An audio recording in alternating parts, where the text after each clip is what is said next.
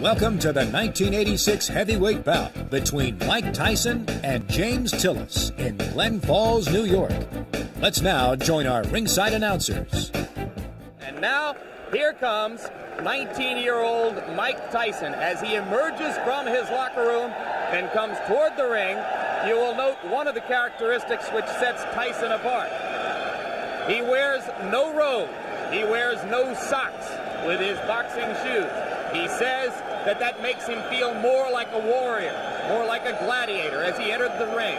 He'll be 20 years old on June 30, can eclipse Floyd Patterson as the youngest heavyweight champion of all time if he wins the title anytime before May 5, 1988. And there is already discussion behind the scenes in boxing of a possible match between Tyson and WBC heavyweight champ Trevor Berbick as early as December of this year. But first, he must get by this fight against James Quick Tillis. And we'll be back for round one right after this. Back in Glens Falls, New York, as you look at the tale of the tape between these two heavyweights, the significant stat there, both fighters entered the ring somewhat lighter than in their more recent appearances. Tyson, in his last fight against Steve Zowski, was over 220 pounds, today at 215. And Tillis, in his most recent bout with Terrell Biggs on January 25, fought at over 214 pounds. Today he is 207 3/4. The referee is Joe Cortez. There are 3 judges who will score the fight on the round system with supplemental point scoring in case of a draw. 3 knockdown rule is in effect. No standing 8 count. The mandatory 8 count is in effect. Tyson in the black trunks and James Quick Tillis in the white. Customarily, Mike Tyson does not feel his opponents out in round one. He tries to take them out. He tried to take Quick Tillis out with that first punch he threw, and Tillis showed why he may be a little bit different. He moved right out of the way of it, and Mike missed by quite a bit. The key to the fight will be Tyson cutting off the ring and pinning Tillis in corners and on the ropes like he did right there. Quick Tillis is 7 pounds lighter than when he fought Terrell Biggs. That would indicate, the look of him would indicate he's in much better condition. I think the postponement allowed him to get in better condition, will allow him to move more. The question is, how long can he move? His record is he's dangerous early, Jim. Can hurt you with either hand early in a fight, but has always faded and tired badly.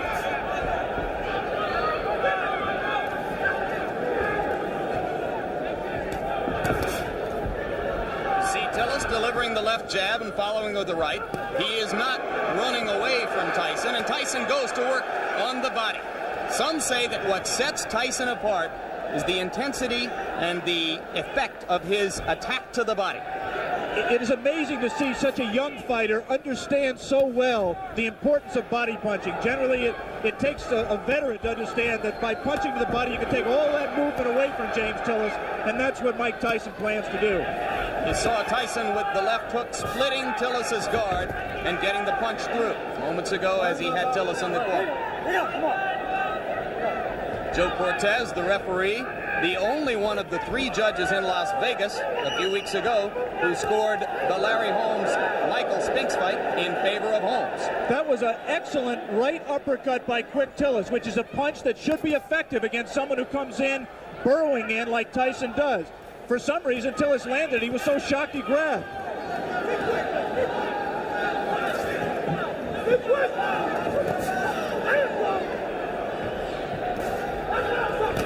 Quick Tillis cannot, in my opinion, win a decision in this fight, Jim. He has to try to take Tyson out while he's fresh. You see that Tillis grabs Tyson behind the head when he ties a fighter up. He customarily does it by tying them up behind the head. That will not deter Tyson from flailing away at the body, as he did right there. And Joe Cortez, the referee, quite properly did not break the fighters because Tyson's hands were not tied up.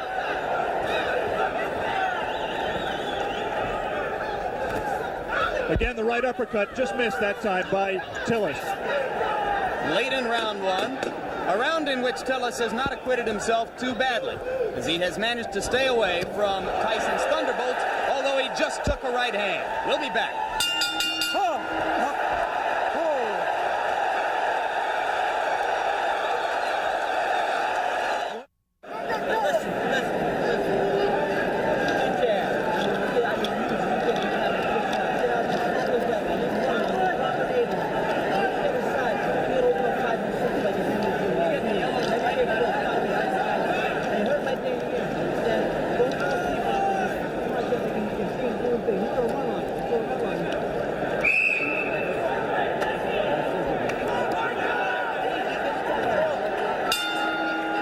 you back for round two, and you hear the bell. As you saw before we went away, Tyson did land one punch after the bell had sounded to end round one. Most people in boxing, if they're looking for a way to beat Mike Tyson, believe it will be done by a fighter who is able to move and punch effectively on the move, as Henry Tillman did in winning 2 fights from Tyson in the Olympic trials as amateurs. All right, bring out, clean. Come on. Tyson just landed 2 solid left hands. The difference, obviously, is here Mike Tyson has 10 rounds to wear down his opponent. He had to go all out in the 3 rounds amateur limit. Lost to Tillman in the Olympic trials.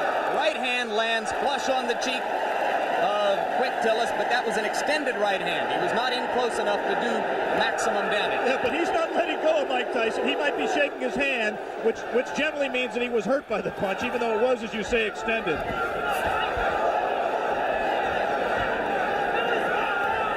Simply a matter here of Tyson finding the range. He can't be too far outside, but he can't cut so close that he allows Tillis to grab him, as Tillis will always do when Mike lets him.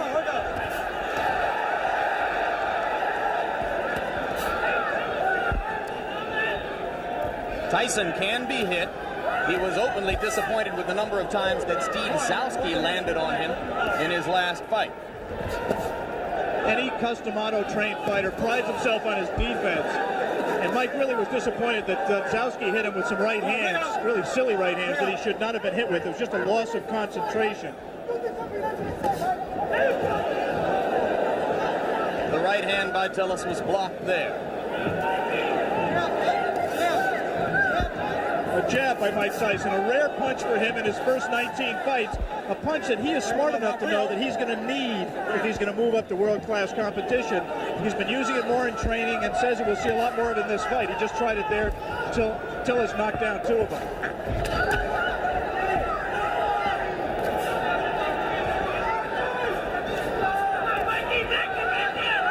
Good head movement by Tyson coming in. For the moment, Tyson is not nearly as busy as he has been in some of his previous fights against much lesser opponents. No doubt a sign of the respect that he must have for a fighter of Tillis' experience. There's the punch that, in my opinion, is going to win the fight for Tyson. It's that right hand to the body. He won't knock Tillis out with it, but he will wear him down and bring his hands down so he can land punches to the head. He got him with the left. And you saw Tillis staggering backward momentarily. Not seriously hurt, but Tyson has begun to break through the guard around the face. And there's a right hand as Tyson continues to land and round 2 ends. Real quick.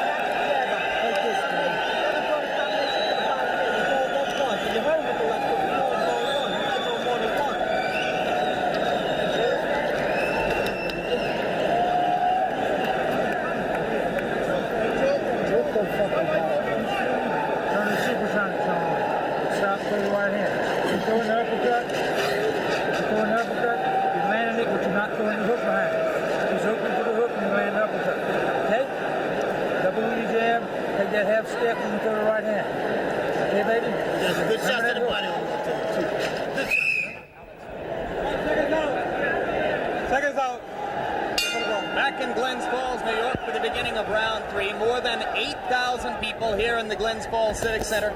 Almost all of them rooting for the fighter that Upper New York State thinks of as its own Mike Tyson.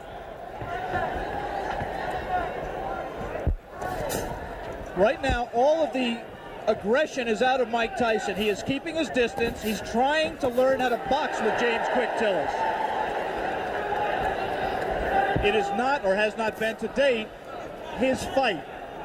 So if Quick Tillis has done nothing else, at the present time, he's taken Mike Tyson out of his game plan. Tillis tying Tyson's left arm up there. Tillis' trainer and co-manager Bo Williford said that he had been working with him for the last 6 weeks on tying up Tyson's arms. At that time, Tyson got the left hand through again after ducking a Tillis punch. Just one punch for Mike, and that's not typical. He has to put punches together when he gets inside. Keep busy. Outstrength Tillis on the inside and let his hands go. He is being considerably more careful than in his previous 19 appearances. Remember against Jesse Ferguson, look at the hand speed by Tyson. That's one of the things that's astonishing, to see a man of this size and this build with such quick hands. We'd like to alert our local stations along the line that we'll be taking a station break right here at the end of this round, round 3.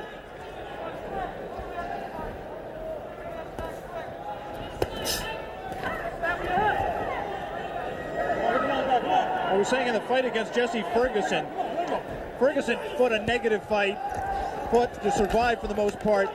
The punch that turned the fight around was a combination, actually, a right to the body and then doubling with it, coming right up the middle. Let him go. Looks to me like Tillis is open for an uppercut up the middle the same way. Come on, get those arms out. Come on, work out of there. This is an important learning experience for Mike Tyson. He's going to have to be able to handle a quick Tillis to get to the top of the even. He is right now. Tillis is making a mistake of trying to trade with Mike Tyson. He should be moving off the ropes. Instead, he got into a little bit of macho there, and Quick Tillis is not going to be around long fighting that way. Again, he scores with a right uppercut. Does Quick Tillis.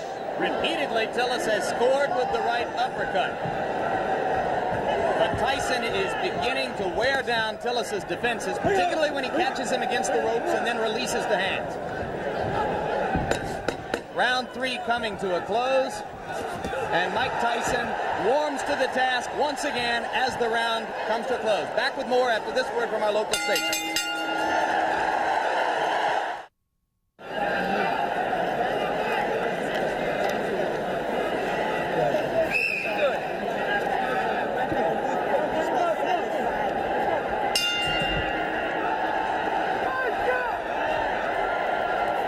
Beginning of round 4, Jim Lampley with Alex Wallow in Glens Falls, New York.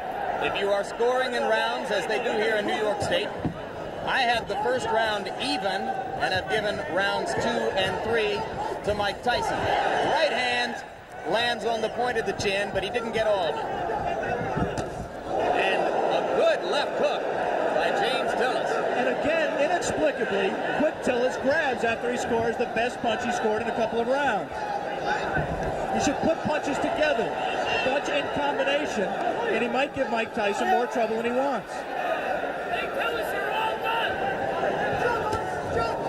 He also can't lunge in with that left hook like that because he's going to get caught. And having felt what Tillis has to offer in the way of the uppercut and that one left hook which scored, Tyson now appears to be a little less shy about stepping up inside. Tillis is landing punches. He's landing hard punches, and interestingly, Mike Tyson is taking them. I mean, he doesn't want to get hit with them, but one of the questions about him, as it is with all developing fighters, is can he take a punch? Quick Tillis has had people like Carl Williams on the deck twice, Greg Page on the deck, Marvis Fraser hurt. He can punch when he's fresh like this. Switches left-handed. Tillis is a converted southpaw. Punches hardest with his left hook. Fought as an amateur.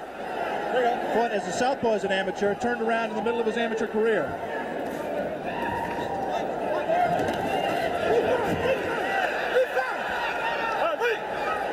Both of those left hooks miss slightly for Tyson. Look how low he gets to duck under those punches.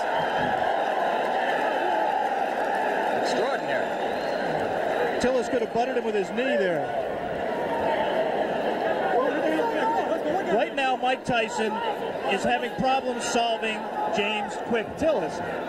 He doesn't really know, the things that work for him normally are not working for him, and he's going to have to go to things that are a little bit more sophisticated. He's going to have to cut the ring off better, and he's going to have to find the range better. He just can't walk inside and let Tillis tie him up like that. Has to let his hands be busier, and at the same time avoid getting hit himself. As for Tillis' chin, you might note that a long time ago in 1981, he went 15 rounds with the very dangerous puncher Mike Weaver, largely by staying away. But on the other hand, he suffered a technical knockout in the first round against Tim Witherspoon 2.5 years ago. You'd have to say that is a fluke, the loss to Witherspoon. Tillis claims he slipped on some water in the corner and was distracted before he got punched. Again, he lunges and it gets caught. The left hand drops Tillis onto the seat of his pants as round 4 is coming to a close. I'm not so sure that his right foot wasn't stepped on, causing that knockdown. There was definitely a punch, but I believe that Tillis's right foot was stepped on by Tyson at the moment the blow landed. All right, let's stay right here and take one more look at the knockdown. I'm clearly wrong. That was just a clean punch. He was off balance. We said that Tillis could not lunge in with the left hook. He lunges in with the left hook. Tyson very cleverly slips it, comes back in a punching position and lands a left hook. That was not the full power of Mike Tyson, but Tillis had lunged, was off balance, and he was able to drop it. Let me repeat that there was no tripping involved. It was a clean punch. There is the Tyson corner. You see Kevin Rooney in the year of Tyson, another custom auto-trained fighter.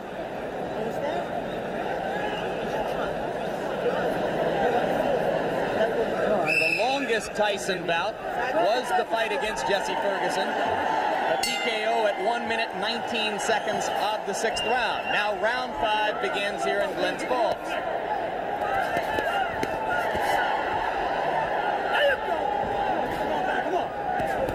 Tillis still willing to trade leather with Tyson. I don't think that was a punch. The knockdown punch was a punch that hurt Quick Tillis. It definitely got his attention, but he wasn't debilitated by it. It's not that was not looking. Did not look to me to be the beginning of the end. He might have learned not to lunge so badly with the left hand, though. And there you see Tyson whacking away to the rib cage with the right hand. Again, Cortez warns Tillis for holding behind the head. Tillis switches briefly to southpaw and goes back. And again, he holds behind the head.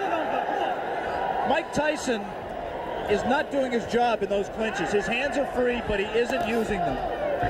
Right there's no reason for Mike not to rip punches to the body. We talked about his ability as a body puncher. He has it. He just isn't using it.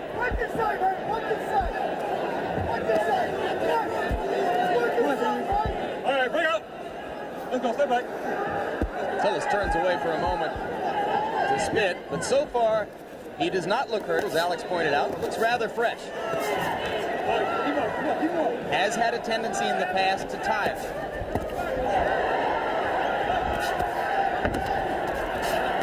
This is not a good round so far for Tyson, who is missing more punches than he lands.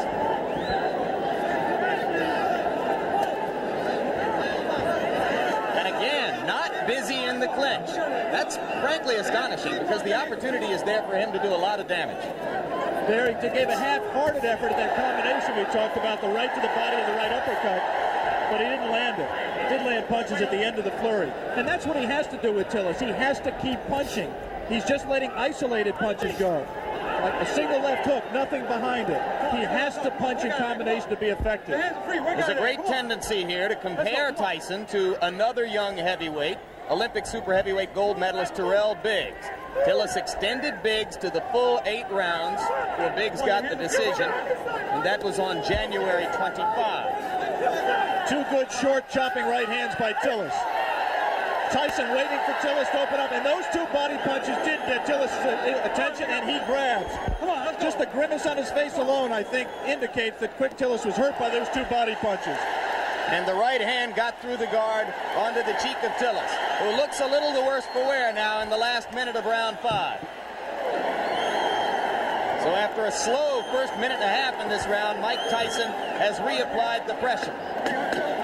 And if he's shown you one thing today, it is that he knows how to close out a round and leave an impression in the minds of the judges. We'll be back right after this.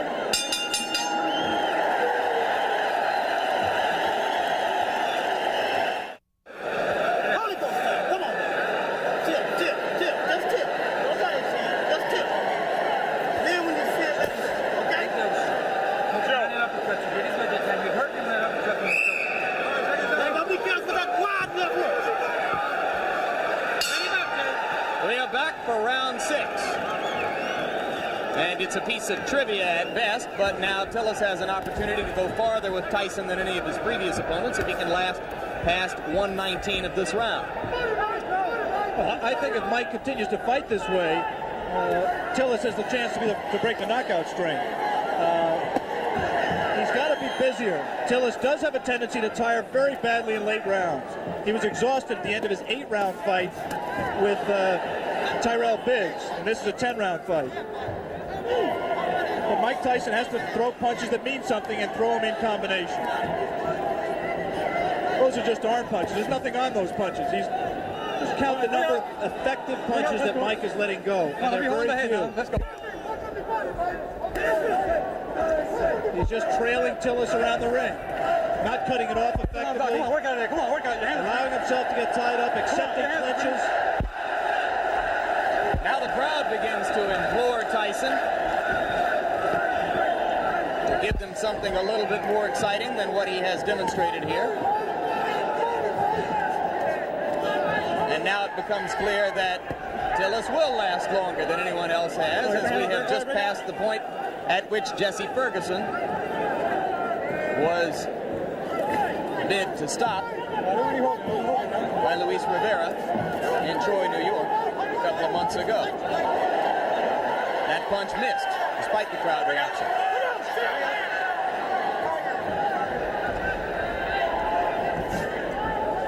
Since we are talking about the possibility of the fight going the distance, scoring at the halfway point,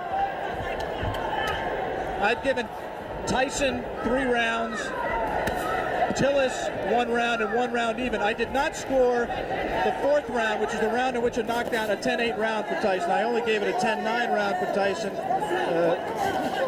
because of the fact that Tillis was dominating the round up to that point.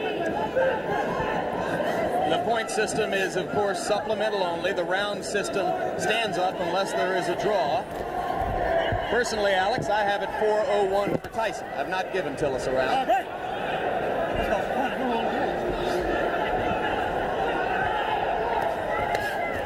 are 2 ways of looking at what Mike is doing. One way is to say that he's pacing himself, he's waiting for the opening. The other way is to say that he's getting frustrated and getting taken out of his fight. Moments ago, a brief combination to the body of the kind of rapid-fire punching that you expect from Tyson, but that was one of a very few times, perhaps the only time in the bout when we've seen it. But again, he comes on at the end of the round. We are all the way through round 6. Mike Tyson and James Tillis will be back. We are back, and for the first time in a professional career which began 13 months ago, Mike Tyson enters round 7. Another heavyweight. Tyson with the lead in the fight to this point over James Quick Tillis, but fighting a curiously docile fight so far. Not nearly as busy or as aggressive as we've seen him in his 19 previous outings, which resulted in 19 knockouts. He almost looks right here like he's waiting for Tillis to make the fight, to come to him. In case you've just joined us, it is Tillis, the fighting cowboy from Tulsa, Oklahoma, in the white trunks, Tyson in the black. Tyson co-managed by Jim Jacobs and Bill Caton. Tillis co-managed by Bo Williford and Gary Bentley. One curious thing that we learned before the fight about Tillis' condition, we said he's always tired late. Bo Williford and Gary Bentley found out after the Biggs fight, through the doctor's examination, that James Tillis has a number of allergies. Among them, allergic to milk, citrus, and wheat, which could make things difficult for a fighter who, on the day of a fight, eats wheat cakes, drinks milk, and orange juice. Let it go, come on, let it go, James. We have to assume that that was not his pre-fight meal today. He actually was eating mainly cranberry juice. But it has helped his stamina, and I think he also trained harder for this fight. He realizes this fight means everything to him. He has lost 4 of his last 5. And Bo Williford told me last night that if Tillis were to be knocked out today and wanted to continue as a fighter, he would do so without the help of Bo Williford.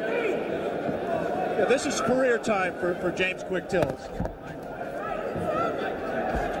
Incidentally, if you're not a boxing fan and Tillis looks familiar to him, you may have seen him in the movie The Color Purple, where he had a brief part as Henry Buster Broadnax in the juke joint scenes. Spent 2.5 weeks with Steven Spielberg and crew in Los Angeles, where they called him Dark Gable. There's a right hand by Tyson. And the uppercut. Tillis is not noticeably hurt by that punch. But he's cut. There is blood above his left eye. Exactly right. Mike was a little bit extended with the punch, did not have the proper range for full power. Now he's at the right range, though. He lands something here. This is where he can be effective. Again, not punching at the body when Tillis grabs him behind the head. Tillis landed a left. Didn't seem to faze Tyson at all.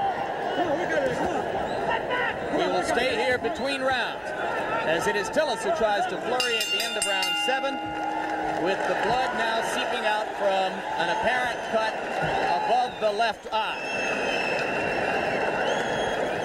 Bill Nunnery does the cuts for, well, actually, Bo Williford is doing the cut himself right now. Doctor in looking at it. As we look at Tyson's corner, the action is in the opposite corner, right there where they're working on James Quick Tillis' left eye. Let's take a look back at the action from round number 7.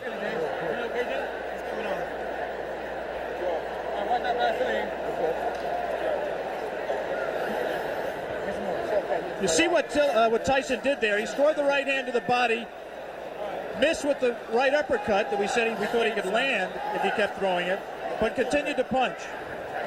And eventually that will pay dividends. He has to continue to back up Tillis and continue to cut the ring off on him to be able to score effectively. I want to give James Quick Tillis credit.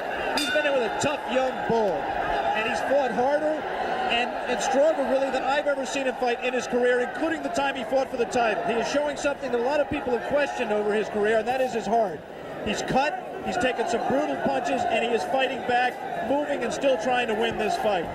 One of the greatest trainers in the history of the sport openly questioned Tillis' heart while he was working with him. Angelo Dundee worked with Quick Tillis for the Weaver fight and some subsequent fights. He finally just gave up. He said James had no spirit to fight. Tillis told us in the pre-fight interview that he found that spirit. Didn't know why he'd never had it, but said he found it for this fight. He's going to be a different fighter, and he has been. You cannot question his courage or his commitment today. He has been there from the opening bell. He has not run away as he did 15 rounds against Weaver in 1981.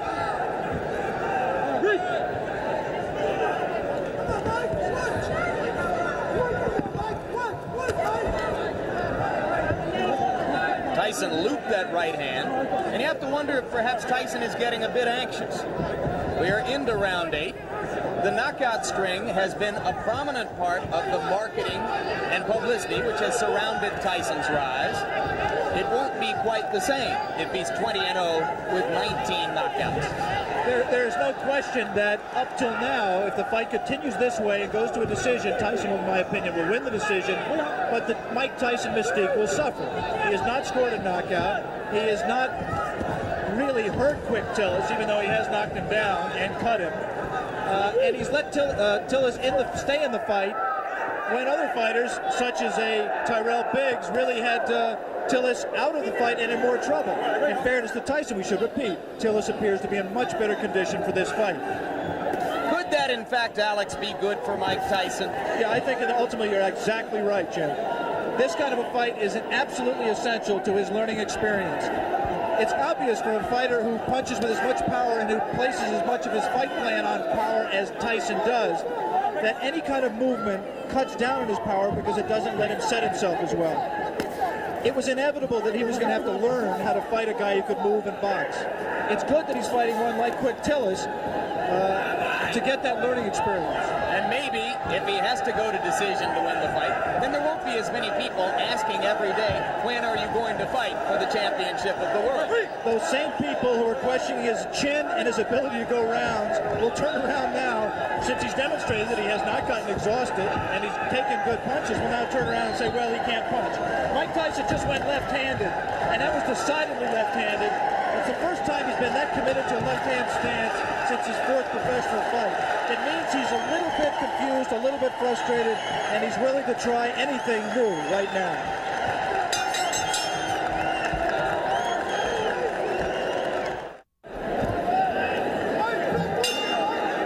We are back in Glens Falls, New York. James "Quick" Tillis enters round 9 with 19-year-old knockout phenomenon Mike Tyson. And in Tyson's round, or in Tyson's corner between rounds, trainer Kevin Rooney was imploring him to keep punching, not to stop punching, particularly in the clinches. Come on, work out of it, come on. Which is exactly what Mike just did. He was in tight, his hands were free, and he did not punch.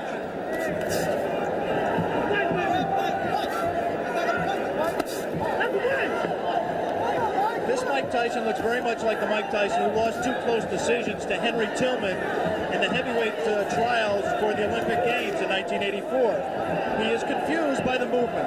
The movement does not allow him to hit a stationary target, and therefore he can't set himself as well. We have not seen the evidence of the jab that Mike Tyson said we would see. And Henry Tillman recently scored a first-round knockout over Bash Ali in a cruiserweight fight. Could he be, in his own way, Alex Wallow, progressing at just as impressive a rate as Tyson? Well, Henry Tillman was very impressive winning the North American Boxing Federation cruiserweight title by scoring a sensational first-round knockout over Bash Ali, as you pointed out. It's difficult to judge because, first of all, I haven't seen all of Henry Tillman's fights, and second of all, he hasn't fought in the same division as Mike. He's been fighting as a cruiserweight. There's not as much talent down there. It's difficult to say. I was very impressed with Tillman against Bash Ali. He will be inevitably a future opponent of Mike Tyson, as will Terrell Biggs and a number of other these young heavyweight prospects. Coming up immediately after this fight, our coverage of the Kentucky Derby, beginning of ABC Sports' run through the Triple Crown this spring. Right now we are in round 9. Mike Tyson well ahead in the scoring, or so we would judge it, against James Tillis, but looking for a knockout to keep his 19 knockout string alive. I'm not sure he is looking for a knockout, Jim. He certainly isn't fighting like someone who is. It's possible that, number one, he doesn't know how to knock Tillis out. Tillis has presented a problem to him in terms of power punching that he can't solve. But secondly, it's also possible that Mike Tyson is interested in how he is going to react to fighting rounds. He's heard all the doubters say he can't go 10 rounds or 15 rounds, and maybe he's in the back of his mind trying to find out exactly how he is going to respond in that kind of a fight that he is in no danger, in my opinion, of losing. Maybe in the front of his mind. 22 seconds remaining in round 9. More and more it looks as though Tillis is going to be able to go the distance. And Tyson again is not busy during the clinches when his hands are free and he has a chance to punch. Landed a right hand on Tillis' nose, but again from a long enough distance that it didn't damage Tillis. We have gotten to the end of round 9. We'll be back for the closer after this. We are back in Glens Falls, New York, round 10. The crowd tries to liven itself up, try to provide some encouragement to Mike Tyson. Most of them have come here today hoping to see a knockout and, frankly, expecting to see a knockout. Tyson tries to deliver with the right hand and steps in and throws the left. Tillis again ties him up.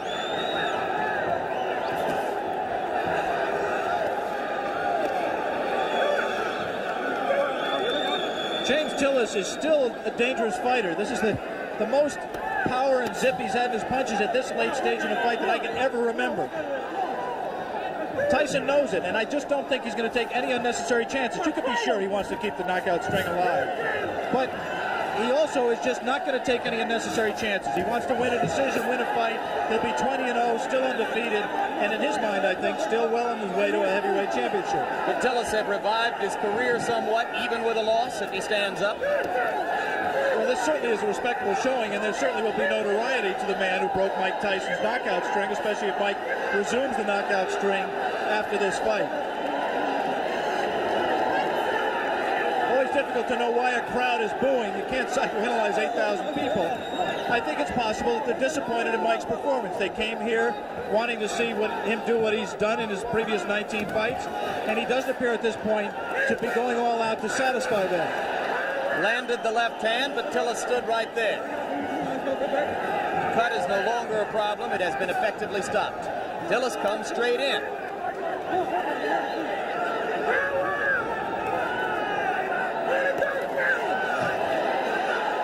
And now Tyson, one of the few times we've ever seen him swinging wildly.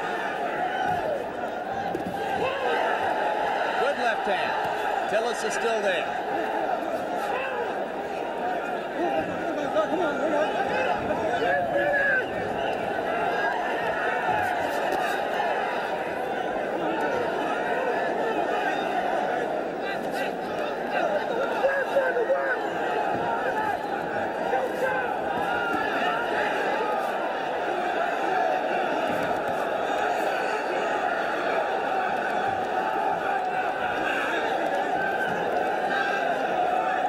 There will be very little doubt about the decision here. The scoring might be slightly different in Tulsa, Oklahoma. Tillis continues to give a good account of himself. And backs Mike Tyson up onto the ropes, which is a first. A little of Tyson's own medicine. It will be interesting to see how Mike reacts to this. Closing with a flurry. The bell is going to sound.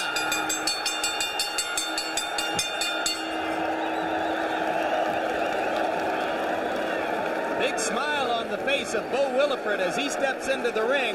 I think he's quite proud, win or lose, of James Tillis. All right, now we are back live in Glens Falls, New York, and in the middle of the ring announcer Paul LaFleur with the decision Ladies and in this gentlemen, here is the official scoring. Judge Bernie Friedkin scores it 6 rounds to 4. Judge Alan Reed scores it 6 rounds to 4. Judge Tony Moritz scores it 8 rounds to 2. The winner by the end of this decision is still undefeated, Mike Tyson. So for 19-year-old Mike Tyson, moved the record now to 19, or make it 20 wins, no losses, 19 of them by knockout. I'm Jim Lampley along with Alex Wallow saying so long for now from Glens Falls, New York.